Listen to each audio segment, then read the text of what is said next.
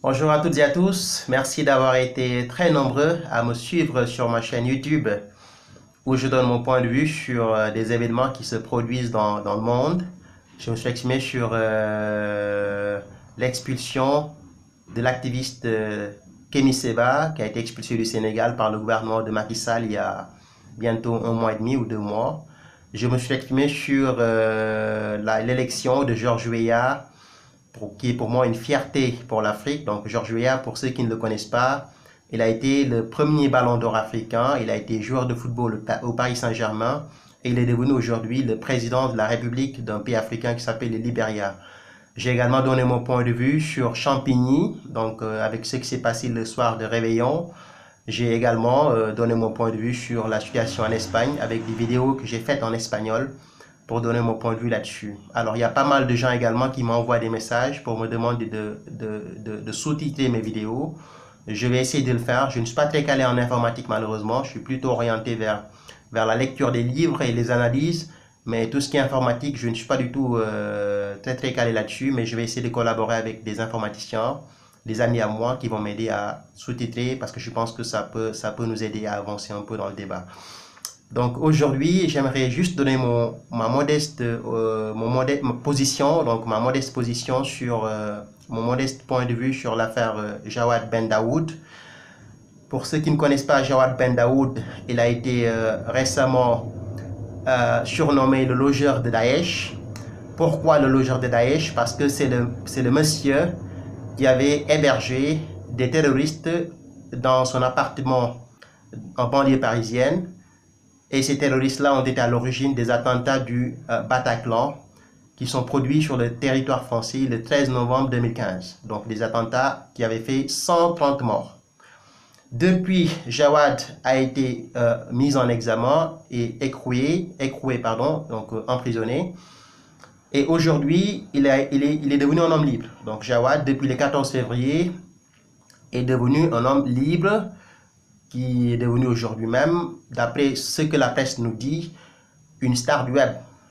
Donc depuis 2 ou 3 jours, donc la presse nous présente un Jawad Ben Daoud qui est devenu aujourd'hui une star du web. Et moi, ça me pose des problèmes après ce qui vient de se passer le 13 novembre 2015, après avoir hébergé des gens qui sont extrêmement dangereux, qui ont tué 130 personnes sur le sol français. Aujourd'hui, Jawad est présenté par la presse française, par les médias français, comme une star du web.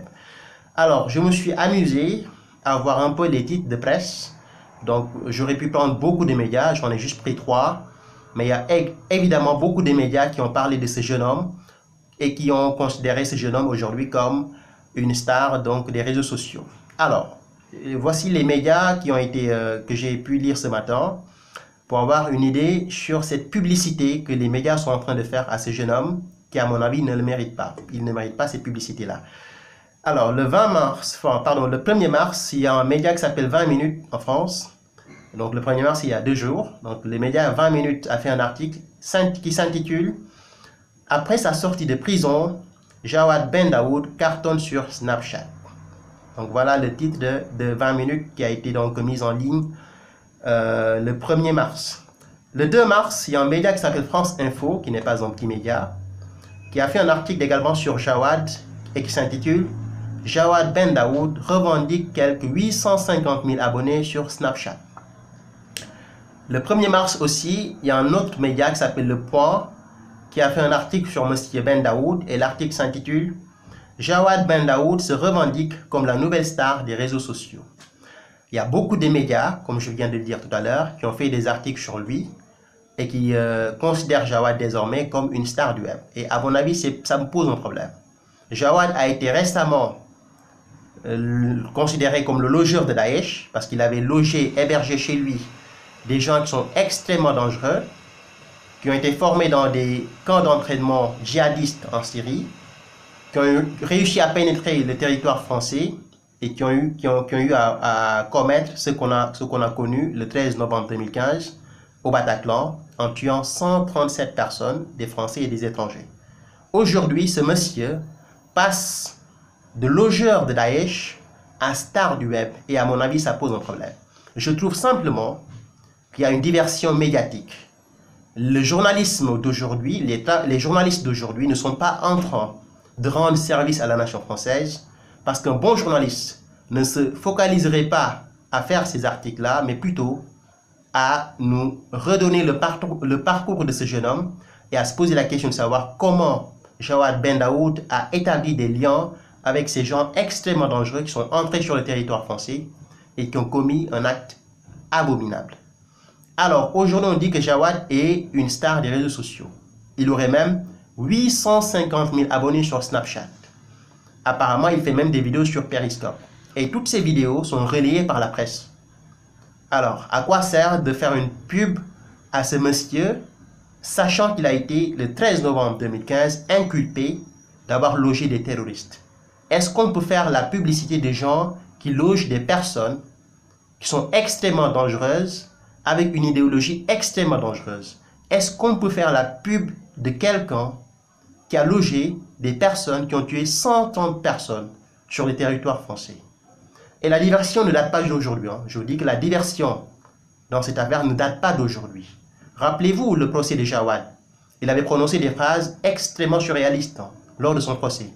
Et ce qui est marrant, c'est que la presse ne prend que des phrases qui n'ont vraiment aucun sens, prononcées par ce jeune homme qu'on nous présente pour nous divertir, pour nous montrer que c'est un mec qui est vraiment drôle, qui fait rire, etc. Je vais juste citer quelques phrases prononcées par ce jeune homme lors de son procès et vous allez voir à quel type de personnage nous avons affaire. Alors, il dit quoi dans l'un de ses procès? Il dit « On m'a vendu un bœuf bourguignon, j'ai fini avec un couscous ». C'est Jawad qui parle. On m'a vendu un bœuf bourguignon, j'ai fini avec un couscous. Et il n'a pas encore fini, j'ai noté les phrases, il y en a beaucoup. Et il dit quoi après? Il dit « Après avoir quitté mes locataires, j'étais très tranquille. Posé sur mon balcon, avec vue sur le Stade de France, en train de fumer un gros joint de beurre, j'ai mangé un sandwich escalope boursin, j'en ai même donné un morceau à mon chien. » Je répète la phrase. « Après avoir quitté mes locataires, j'étais très tranquille. Posé sur mon balcon, avec vue sur le Stade de France, en train de fumer un gros joint de beurre, j'ai mangé un sandwich escalope boursin, j'en ai même donné un morceau à mon chien. » Et il y a un moment du procès où il dit « Est-ce qu'il y a des avocats consommateurs de cocaïne dans la salle ?» Donc apparemment, il était en train d'expliquer les effets que la cocaïne a sur lui, donc l'effet que la cocaïne a sur lui, pardon. Et à un moment donné, il se pose la question, est-ce qu'il y a des avocats consommateurs de cocaïne dans la salle? Et toutes les phrases insensées prononcées par ce jeune homme ont été relayées par une certaine presse, par la presse française, et pendant des heures et des heures et des heures, dans la presse, on ne nous a pas donné des informations sur comment Jawad a fait pour avoir des liens avec ces gens-là, comment il les a connus, par le biais de quelle personne. Non, il y a très peu d'informations sur ces questions légitimes qui devraient être posées. Malheureusement, on nous montre le côté humoristique, rigolo, marrant de ce jeune homme. Je vous le dis, moi, c'est moi qui vous le dis. Ce jeune homme n'a rien de drôle. Il n'est pas drôle. Et il n'est pas marrant. Ne vous laissez pas influencer par la presse. Ne prenez pas Jawad pour une star parce qu'il ne l'est pas. Il n'est pas une vedette des réseaux sociaux. Il n'est pas une star des réseaux sociaux. Aujourd'hui, la presse française devrait arrêter cette diversion médiatique et nous donner des informations sur le lien qui existe véritablement entre ce jeune homme et ces terroristes-là. Comment il a fait pour les connaître, qui les a mis en contact, nous donner des informations sur le parcours de Jawad pour qu'on puisse avoir des informations sur ce jeune homme qu'on nous présente aujourd'hui comme une star du web. Il n'est pas une star du web. Ne tombez pas dans le piège que les médias sont en train de vous tendre en vous montrant un Jawad qui fait rire aux gens. Ce qui fait pour moi, c'est même un manque de respect aux victimes et aux familles des victimes des attentats du 13 novembre. Pour moi, c'est ignoble en France d'en arriver là. Cette presse ne rend pas service à la nation. Cette presse ne rend pas service aux Français. Jawad n'est pas un mec drôle. Jawad n'est pas marrant. Jawad est juste en train de jouer son petit rôle.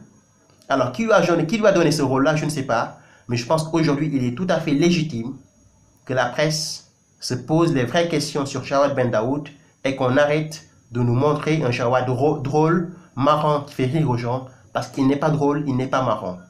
Aujourd'hui, la presse française n'est pas en train de nous aider à faire face à cette menace qu'est le terrorisme, mais je pense qu'aujourd'hui, on nous présente des personnages qui sont extrêmement dangereux, des personnalités extrêmement dangereuses comme Jawad Ben Daoud. Je ne dis pas qu'il est terroriste, absolument pas. Il a logé des terroristes en disant qu'il ne les connaissait pas. Okay? La justice française a fait son boulot, il a été acquitté, je n'ai rien à dire par rapport à cela, mais je pense que nous montrer un Jawad gentil, qui fait rire les gens, marrant, drôle, je trouve cela quand même assez inquiétant pour quelqu'un qui a eu à héberger des gens qui ont commis un acte ignoble en France en tuant 130 personnes sur le territoire français. C'est mon point de vue par rapport à cette affaire. Il y a la diversion médiatique qui est là depuis un bon moment sur l'affaire Jawad Ben Daoud. On nous donne très peu d'informations sur ce personnage qui est extrêmement, voilà, qui a un passé assez lourd quand même. Et je pense que c'est le travail de la presse, d'une presse responsable, de nous donner des informations là-dessus et d'arrêter de nous divertir médiatiquement. Cette diversion médiatique ne passe pas. Merci à toutes et à tous et à très bientôt. Au revoir.